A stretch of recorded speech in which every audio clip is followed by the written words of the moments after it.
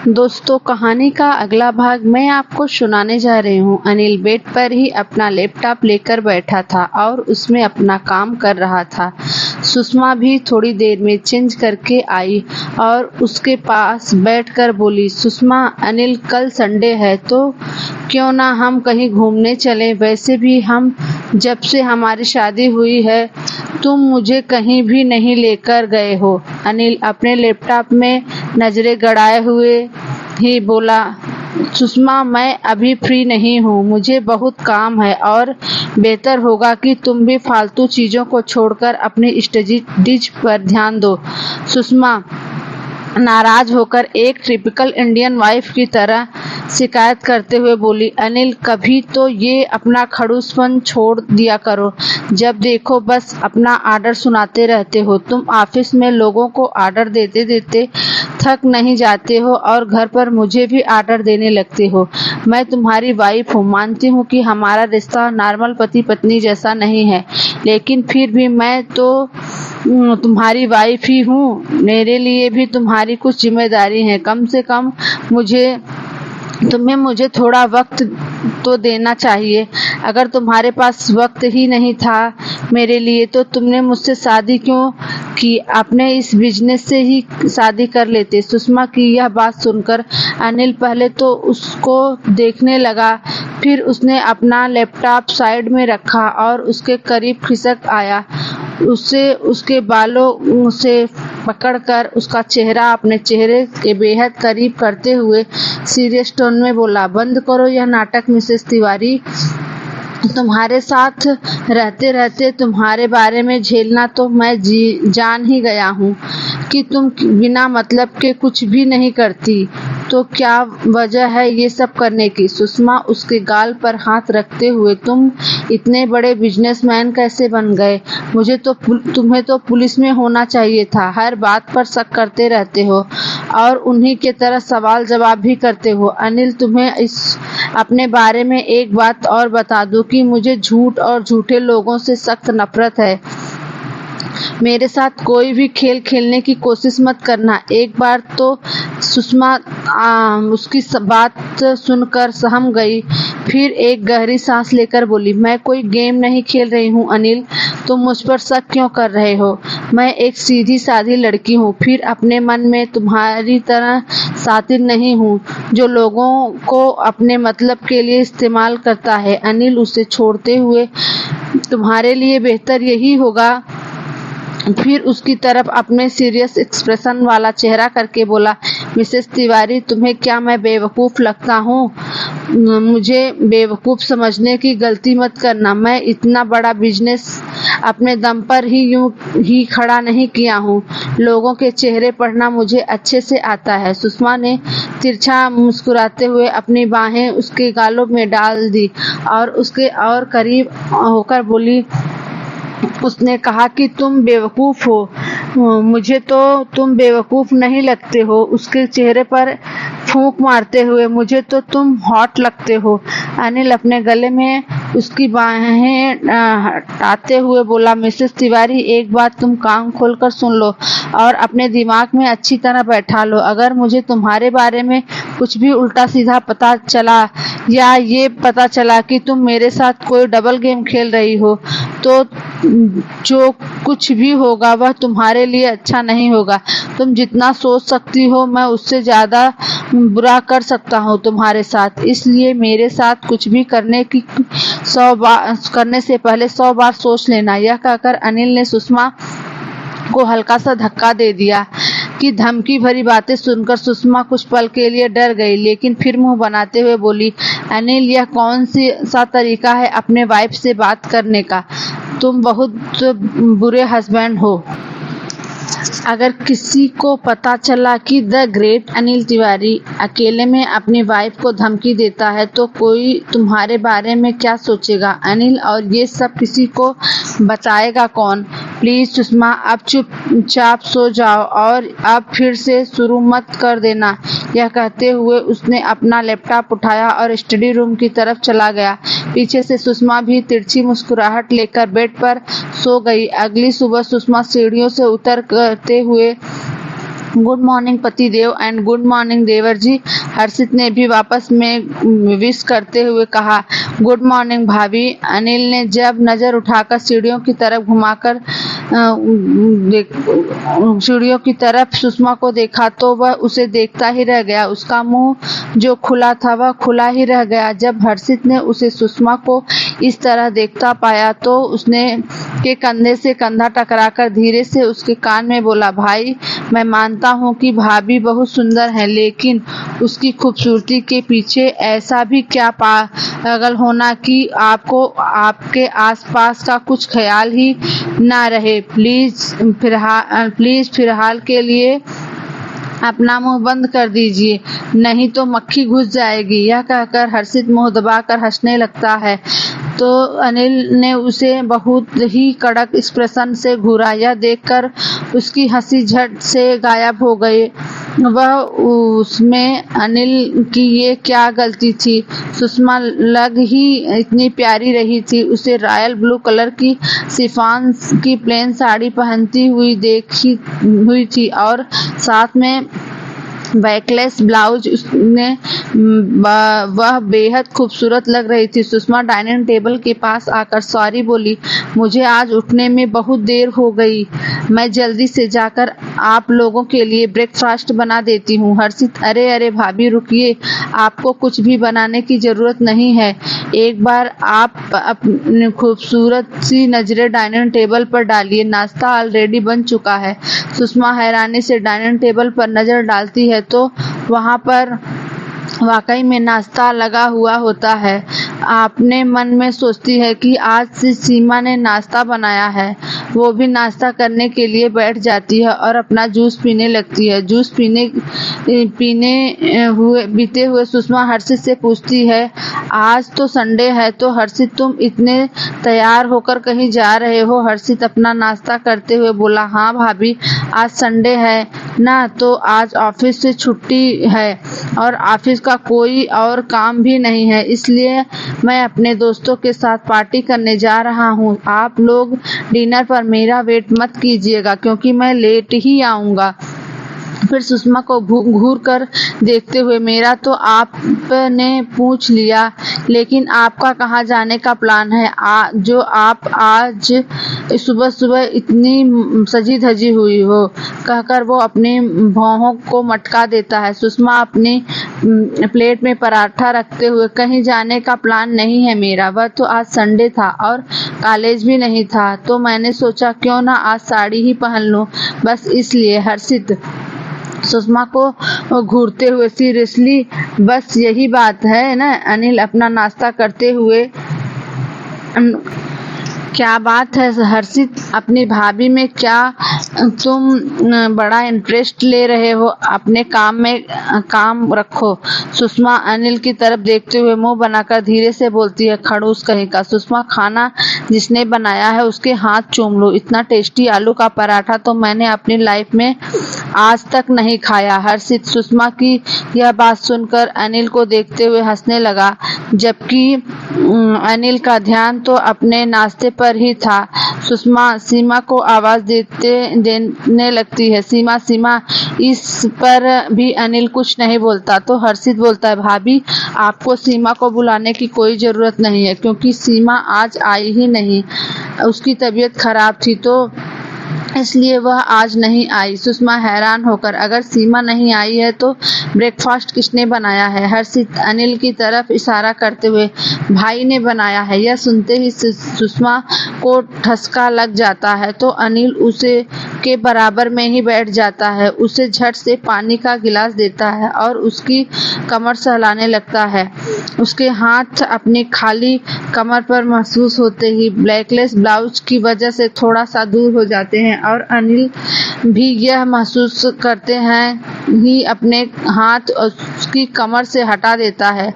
हर्षित हंसने लगता है, अरे भाभी, आज तो आपने भाई का एक राज पाना है, जो तो आप भी ऐसी हालत है अगर आप इनके बारे में सब जान गई तो आपका क्या होगा? वैसे भी मेरे भाई मल्टी टैलेंटेड हैं, उन्हें सब कुछ आता है। सुषमा अनिल को देखते हुए, सीरियसली अनिल, मुझे नहीं पता था कि तुम इतने अच्छे शेफ हो। तुम्हें देखकर तो मैं काफी हैरान हूँ कि इतना बड़ा बिजनेसमैन कुकिंग भी करता है। हर्षित, हे भाभी, आप कुछ भूल रही हैं। सुषमा, क्या? सुषमा अनिल का हाथ पकड़कर अनिल के आगे कर देता है और उसे अनिल का हाथ दिखाकर कहता है कि अभी आप कुछ कह रही थी, अब उस काम को कर भी दीजिए। यह सुनकर अनिल झट से उसके हाथ से अपना हाथ खींच लेता और भी दिमाग भी चुपचाप अपनी सुषमा भी अपनी प्लेट में नजरें घुसा लेती है। हर्षित और सुषमा दोनों का मुंह बन जाता है तो अनिल ने उन दोनों को एक बार फिर से तो वो दोनों चुपचाप अपना नाश्ता करने लगते हैं। नाश्ता करने के थोड़ी देर बाद हर्षित अपना बैग उठाकर बाहर जाने लगा और सुषमा और अनिल से बोला कि भाई भी bye bye, take care and enjoy your day a lot at home. Sushma मुस्कुराकर, बाय हर्षित, अपना ध्यान रखना और enjoy your day also. Anil एक पिता की तरह आदेश देता हुआ बोला, बाय हर्षित, लेकिन अपना ध्यान रखना और हाँ, ज्यादा पीने की जरूरत नहीं है और टाइम से घर आ जाना। हर्षित भी एक अच्छे बच्चे की तरह सर हिलाता हुआ वहां से चला गया। वहां से उठकर अनिल भी अपना लैपटॉप लेकर लिविंग रूम में ही बैठ गया और काम करने लगा। सुषमा भी उठकर अपने रूम में चली गई और थोड़ी देर बाद जब वह अपने रूम में आई तो उसने अनिल को नीचे लिविंग रूम में लैपटॉप में लगे हुए देखा तो उसके दिमाग में एक शैतानी कीड़ा जागा और वह धीरे धीरे सीढ़ियों से नीचे उतरी। सुषमा चुपचाप जाकर अनिल के पीछे खड़ी हो गई। अनिल अपने काम में इस कदर खोया था कि उसे पता ही नहीं चला कि जब सुषमा उसके पीछे आकर खड़ी हो गई तभी सुषमा एकदम से उसके कंधे झटक कर बोली, बू।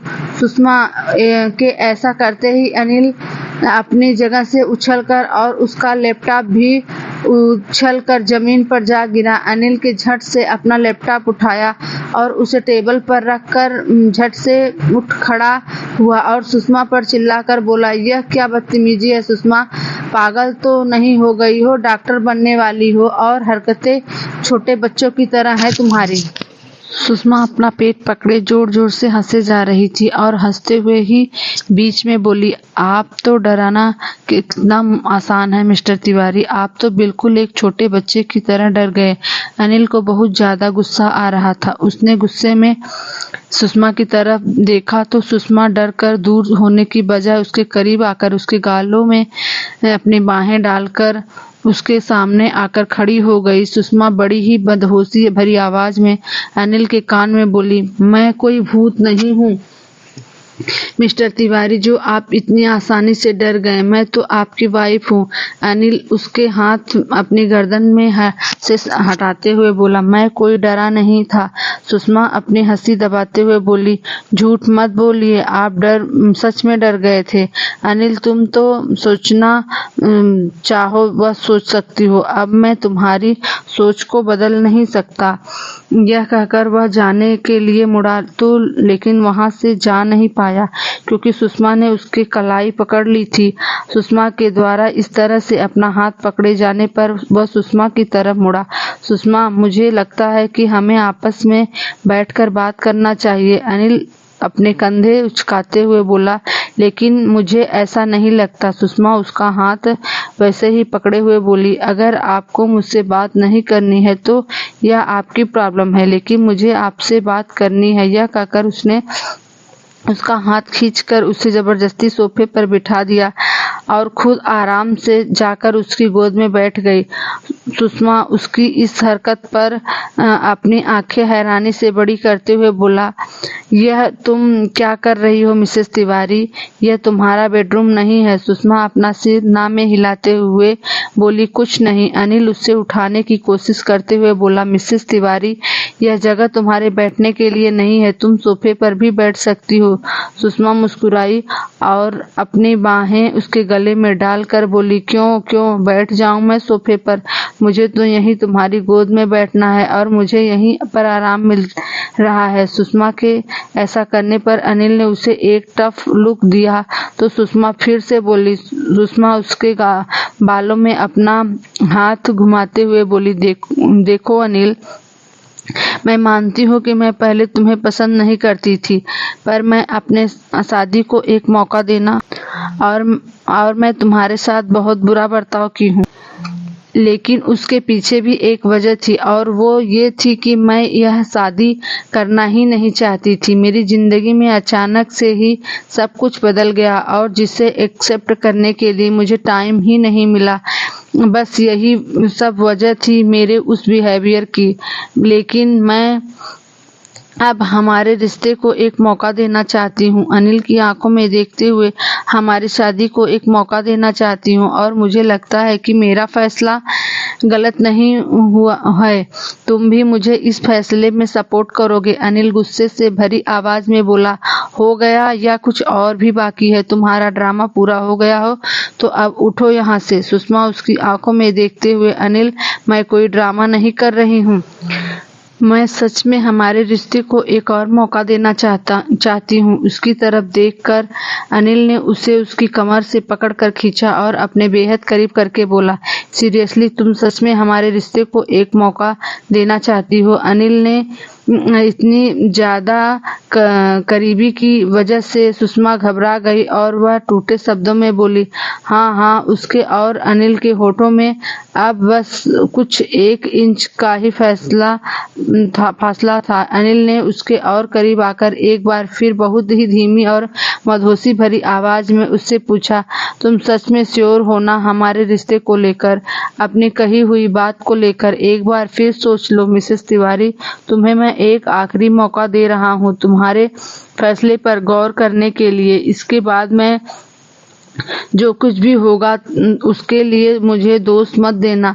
सुषमा फिर से पूरे आत्मविश्वास से बोली, मैंने कुछ सोचकर ही तुम्हें यह सब कहा है। सुषमा के यह कहते ही अनिल के चेहरे पर एक सातिर मुस्कान आ गई और उसने झट से अपनी पोजीशन चेंज की और उसे खींचकर काउच पर गिरा दिया और खुद उसके ऊपर आ गया। सुषमा हकलाते हुए बोली, तुम यह क्या कर रहे हो अनिल? अनिल ने उसकी बात पर कोई जवाब नहीं दिया और अपने एक हाथ से उसके दोनों हाथों को अपने सिर के ऊपर करके कस कर पकड़ लिया और उसके ऊपर झुकते हुए धीरे से बोला, लगता है तुम भूल गई मिसेस तिवारी कि तुमने अभी थोड़ी देर पहले मुझसे कहा था कि तुम हमारे रिश्ते को एक मौका देना चाहती हो। मैं तो भी बस तुम पर अपना पति होने का हक जता रहा हूँ। यह सुनकर सुषमा का चेहरा पीला पड़ गया, उसकी सांसें ऊपर नीचे होने लगी, वह उसे छूटने की कोशिश करने लगी। अनिल उसके हाथ को अपने होठ से छुआते हुए बोला, कोशिश करना बेकार है मिसेस तिवारी, तुम चाहकर भी मेरी पकड़ से दूर नहीं आओगी। अनिल ने एक हाथ से उसके दोनों हाथों को पकड़ लिया था और अपने दूसरे हाथों से उसके साड़ी के पिन खोलकर उसका आंचल और उसके सामने से हटाकर नीचे गिरा दिया और उसके दोनों गालों को चूम लिया। उसके होठ और उसके गालों से होते हुए उसकी गर्दन की तरफ जा रहे थे। वह उसके परफ्यूम की खुशबू से मदहोश हो गया। सुषमा उसे कुछ कहना चाहती थी, लेकिन वह कुछ कहती उससे पहले ही वह होठ अनिल के होठ से बंद हो चुके थे। वो बस किसी भी तरह से उसकी पकड़ से छूटना चाहती थी। उसने उसे धक्का देने का भी सोचा, लेकिन उसके पैर भी अनिल के पैर से जकड़े हुए थे। वो चाहकर भी उससे छूट नहीं पा रही थी। उसने अपने आंखें कसकर बंद कर ली और आंसू की एक बूंद भी आंखों से बह निकली, लेकिन फिर उसके दिमाग में एक ख्याल आया और उसने खुद को ढीला छोड़ दिया। खुद को छुड़ाने की कोशिश भी नहीं की। वह समझ चुकी थी कि जबरदस्ती वह खुद को अनिल से नहीं छुड़ा सकती। अब खुद भी अनिल का साथ देने लगी। जब अनिल ने यह महसूस किया कि सुषमा भी उसका साथ दे रही है तो वो सुषमा उस पर उसकी पकड़ ढीली हो गई।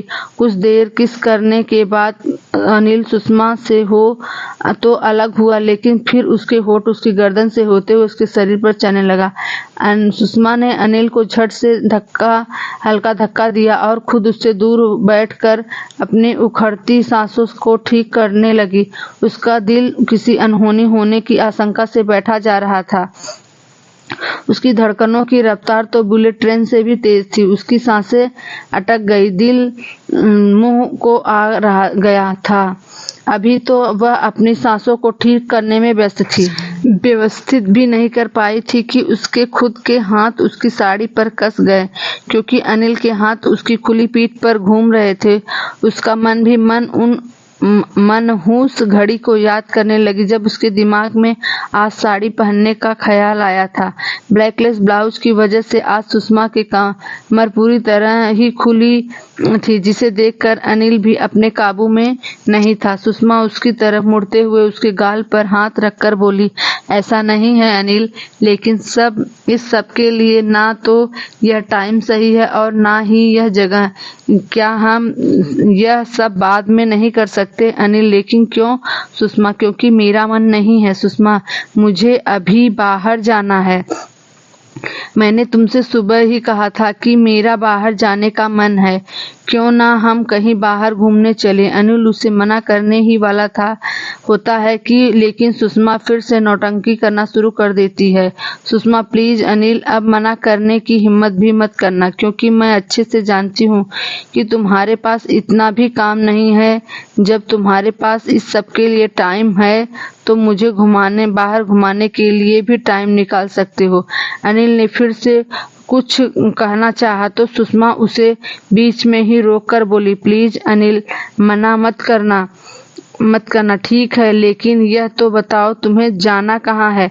सुषमा खड़े होकर बताती है, लेकिन बाहर जाते लेकिन पहले जाकर तुम रेडी तो हो जाओ। मैं तो रेडी हूँ, बस अपने बाल थोड़े से ठीक करने हैं।